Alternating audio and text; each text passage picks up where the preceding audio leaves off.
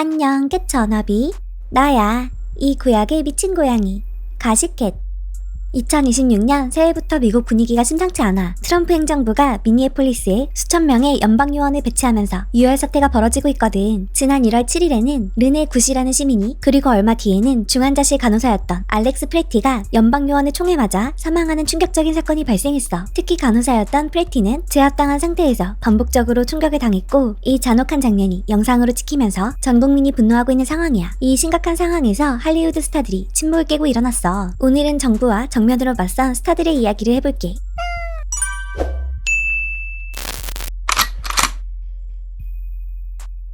가장 먼저 목소리를 높인 스타는 바로 빌리 아일리시야. 사건의 발단은 1월 9일 빌리가 올린 인스타그램 스토리였어. 당시 빌리는 시민 르네가 아이스 요원의 총에 맞아 사망하자 아이스는 국토안보부 산하의 테러리스트 집단이다 라고 아주 강력하게 비난했어. 가족을 찢어놓고 무고한 사람을 죽이는 그들은 국내 테러리스트다. 이제 좀 그만해라 라며 분노를 토해냈지. 그러자 정부가 즉각 반응했어. 국토안보부 차관보인 트리샤 맥로린이 빌보드지에 직접 성명을 보내 빌리를 공개 저격한 거야. 트리샤의 워딩은 정부 관료라고는 믿기 힘들 정도로 공격적이었어. 빌리는 영상을 제대로 보지도 않았다고 반박하면서 빌리의 주장을 쓰레기 같은 궤변이라고 원색적으로 비난했어. 심지어 이런 쓰레기 같은 궤변 때문에 우리 법 집행관들에 대한 공격이 1300%나 폭증했다며 사회 혼란의 책임을 20대 가수에게 돌리기까지 했지. 이에 빌리는 일주일 뒤인 1월 17일 애틀랜타에서 열린 MLK 환경정의상 시상식 무대에서 보란듯이 반격했어. 우리는 지금 이웃이 납치되고 평화로운 시위대가 살해당하는 걸 보고 있잖아요. 식량과 의료 서비스는 모든 미국인의 기본 권리가 아니라 오직 부유층만을 위한 특권이 되어가고 있습니다. 이 행정부가 우리 공동체를 보호하는데 관심 없다는 건 명백합니다. 우리가 집이나 거리에서조차 안전하다고 느끼지 못하는데 여기서 어떻게 축하를 할 수 있겠어요. 그런데 비극은 여기서 끝나지 않았어. 얼마 뒤인 1월 24일 중환자실 간호사였던 알렉스 프레티가 또다시 연방 요원의 총에 맞아 사망한 거야. 제압당한 상태에서 총에 맞는 영상이 공개되면서 여론이 들끓었지. 이에 빌리는 1월 25일 캐스타그램 스토리에 동료 연예인들아 너네 목소리 낼 거야? 아니면 뭐? 라며 침묵하고 있는 할리우드 스타들을 대놓고 지적했어. 그러면서 희생된 알렉스를 진정한 미국의 영웅이라고 추모했지. 더 라스트 오브 어스의 페드로 파스칼도 희생자들의 이름을 활용해 전국적인 파업을 해야 할 꽤 타당한 이유라며 파업을 독려했고, 대배우 제이미 리 커티스, 에드워드 노튼, 마크 러팔로, 글렌 클로즈까지 줄줄이 정부 비판을 가세했어. 글렌 클로즈는 캐스타그램 영상을 통해 이렇게 경고했지. 나는 지금 우리의 민주주의가 조직적으로 난도질 당하고 찢겨나가는 것을 목격했다. 트럼프 정권의 잔인함, 비인간성, 그리고 오만함에 역겨움을 느낀다. 내 말을 명심해라. 반드시 대가를 치르게 될 것이다. 이 저항의 물결은 결국 지난 2월 1일 그래미 시상식까지 이어졌어. 빌리 아일리시는 물론이고 저스틴 비버와 헤일리 비버 부부, 천재 프로듀서 잭 안토노프, 재즈의 미래 사마라 조이, 마고 프라이스까지 장르를 불문하고 수많은 스타가 아이스 아웃 핏을 달고 연대의 뜻을 내비쳤어. 특히 인상적이었던 건 밴드 본 이베어의 저스틴 버논이야. 저스틴은 아이스 아웃 핏 옆에 독특하게 호루라기 모양의 핀을 하나 더 달고 나왔어. 레드카펫 인터뷰에서 그 이유를 밝혔지. 미니애폴리스에서는 아이스가 나타나면 호루라기를 불어 이웃들에게 알리는 감시자들이 있습니다. 공동체를 지키는 그들을 기리기 위해 이 핀을 달았습니다. 그러면서 진짜 중요한 일은 여기 시상식이 아니라 지금 저 거리에서 일어나고 있습니다. 라며 뼈있는 말을 남겼어. 수상 소감에서도 소신 발언은 계속됐어. 샤부지는 베스트 컨트리 듀오 그룹 퍼포먼스상을 받으며 자신의 첫 그래미를 이민자들에게 바쳤어. 이민자들이 말 그대로 이 나라를 건설했습니다. 이 상은 더 나은 기회를 찾아 이 땅에 온 모든 이민자와 그 자녀들을 위한 것입니다. 그리고 베스트 R&B 퍼포먼스상을 수상한 켈라니는 레드카펫 인터뷰에서 왜 이 핀을 달았냐는 질문에 이렇게 대답했어. 사실 저는 진짜 그냥 빌어먹을 아이스라고 말하고 싶었어요. 우리는 너무나 힘이 센 집단이잖아요. 이렇게 영향력 있는 사람들이 다 같이 한자리에 모였는데 나라를 위해 아무런 성명도 내지 않는다는 건 말이 안 돼요. 켈라니는 고민할 필요도 없는 당연한 일이라고 딱 잘라 말했어. 할리우드가 가진 힘을 올바른 곳에 써야 한다는 걸 명확히 보여준 거지. 또 스페인어 앨범 최초로 올해의 앨범상을 받은 배드버니는 무대에 올라오자마자 아이스 아웃을 외쳤어. 그러면서 배드버니는 우리는 야만인이 아니고 동물도 아니고 외계인도 아니다. 우리는 인간이고 미국인이다 라고 힘주어 말했고, 객석에서는 엄청난 환호가 터져나왔지. 미아우더웨이 일주일 뒤인 2월 8일 슈퍼볼 하프타임 쇼에서 헤드라이너로 선 배드버니는 감동적인 퍼포먼스를 연출하기도 했어. 한 어린 소년의 머리에 손을 얹고 어린 시절의 자신에게 자신의 그래미 트로피를 건네주는 퍼포먼스를 한 거야. 방송이 나가자마자 캐티즌들은 난리가 났어. 다들 이 소년이 아버지와 함께 아이스에 구금됐던 5살짜리 어린이라고 확신했거든. 하지만 알고 보니 그 소년은 아역배우 링컨이었고 실제로는 배드버니의 어린 시절을 연기한 거였대. 캐티즌들은 라틴계 소년이 그래미를 받는 모습 자체가 미국 내 모든 라틴계 아이들에게 희망을 보여준 것이라며 배드버니의 큰 그림에 박수 몫을 보내고 있어. 이날 무대에는 레이디 가가와 페드로 파세칼까지 깜짝 게스트로 나와서 축제 분위기를 더했어. 그런데 딱 한 사람, 신기가 아주 불편해서 슈퍼볼 시청을 거부하고 다른 채널을 본다는 소문이 돌았지. 바로 미국의 대통령 트럼프야. 트럼프는 이미 슈퍼볼 볼참을 선언했었어. 그러면서 하프타임 쇼 주인공 배드버니와 경기 전 공연을 맡은 락밴드 그린데이를 콕 집어 저격했지. 나는 그들에게 반대한다. 끔찍한 선택이고 증오를 심어줄 뿐이다. 게다가 지난 2월 5일 백악관 대변인 캐롤라인 레빗은 이렇게 호언장담했어. 대통령은 배드버니보다 키드락 공연을 훨씬 더 선호할 거라고 장담합니다. 이게 무슨 소리냐면 찰리 커크가 설립한 보수단체가 같은 시간에 맞불 작전으로 터닝포인트 USA라는 자체 하프타임 쇼를 열었고 거기에 트럼프의 지지자인 키드락이 헤드라이너로 나왔기 때문이야. 그러니까 트럼프는 배드버니 공연을 안 보고 자기네 편인 키드락 공연을 볼 거라는 얘기였지. 하지만 여기서 대반전이 일어났어. 정작 트럼프가 한 슈퍼볼 워치 파티에서 배드버니의 공연을 관람하고 있는 영상이 캐터넷에 딱 걸려버린 거야. 트럼프는 공연이 끝나자마자 트루스 소셜 계정을 통해 공연에 대해 이렇게 불평했어. 슈퍼볼 하프타임 쇼는 절대적으로 끔찍했다. 역대 최악 중 하나다. 말도 안 되고 미국의 위대함에 대한 모욕이며 이 남자가 하는 말은 아무도 못 알아듣겠고 춤은 역겹다. 이 쇼는 매일 새로운 기준과 기록을 세우고 있는 우리 조국에 대한 뺨을 때리는 행위일 뿐이다. мя우웨이. 다시 2월 1일 그래미 얘기로 돌아와서 올해의 노래상을 받으러 무대에 올라간 빌리는 트로피를 쥐고 이런 수상소감을 남겼어. 솔직히 다른 말은 다 필요 없는 것 같아요. 단지 이 말만은 해야겠습니다. 훔친 땅 위에 불법인 사람은 아무도 없습니다. 우리의 목소리는 정말 중요하고 사람들도 중요합니다. 우리는 계속 싸우고 목소리를 높이고 저항해야만 합니다. 미국이 원주민의 땅을 뺏어 세운 나라라는 걸 꼬집으며 이민자 추방 정책의 모순을 정면으로 들이받은 거야. 그리고 마지막으로 이렇게 말했지. 그리고 엿먹어라 아이스. 내가 할 말은 그게 다예요. 미안해요. 생방송 무대에서 정부기관을 향해 욕설을 날리고 내려간 거야.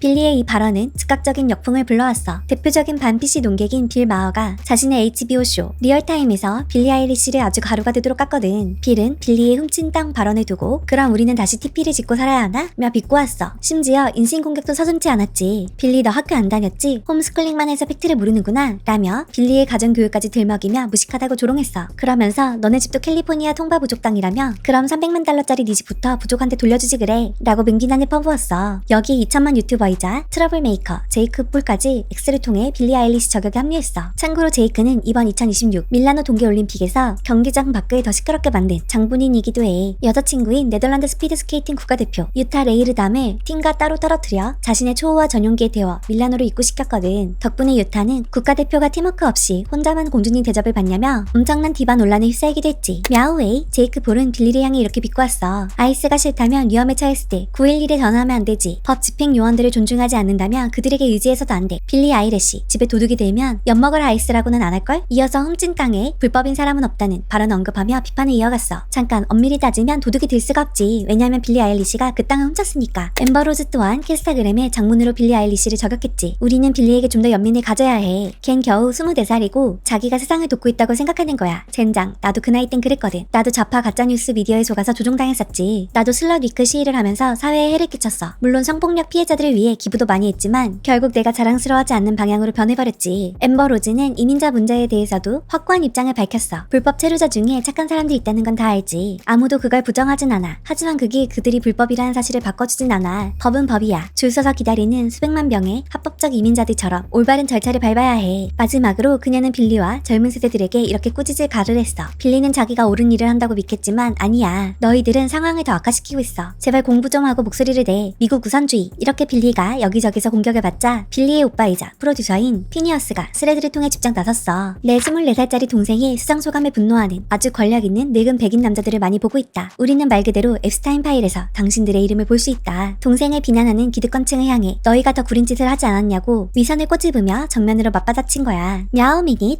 그런데 도대체 왜 다들 빌리의 집을 걸고 넘어지는 걸까? 이유는 빌리가 소유한 400만 달러짜리 로스앤젤레스 저택이 로스앤젤레스 분지 일대의 원주민인 통바 부족의 땅에 위치해 있기 때문이야. 그럼 제이크의 말대로 진짜 땅 주인들은 화를 냈을까? 정작 통바 부족 대변인은 의외의 답변을 내놨어. 로스앤젤레스 분지의 원주민으로서 우리는 그녀의 집이 우리 조상의 땅에 위치했다는 것을 이해합니다. 아일리시가 자신의 부동산과 관련해 우리 부족에게 직접 연락한 적은 없지만 공인이 이 나라의 진정한 역사를 알리는 것을 소중하게 생각합니다. 빌리가 사전에 허락을 구한 건 아니지만 훔친 땅이라고 역사적 사실을 언급해준 것만으로도 원주민 입장에서는 의미가 크다고 본 거야. 오늘 준비한 이야기는 여기까지야. 워너비들은 이번 일에 대해 어떻게 생각하는지 댓글로 자유롭게 남겨줘. 엑소엑소 가시켓.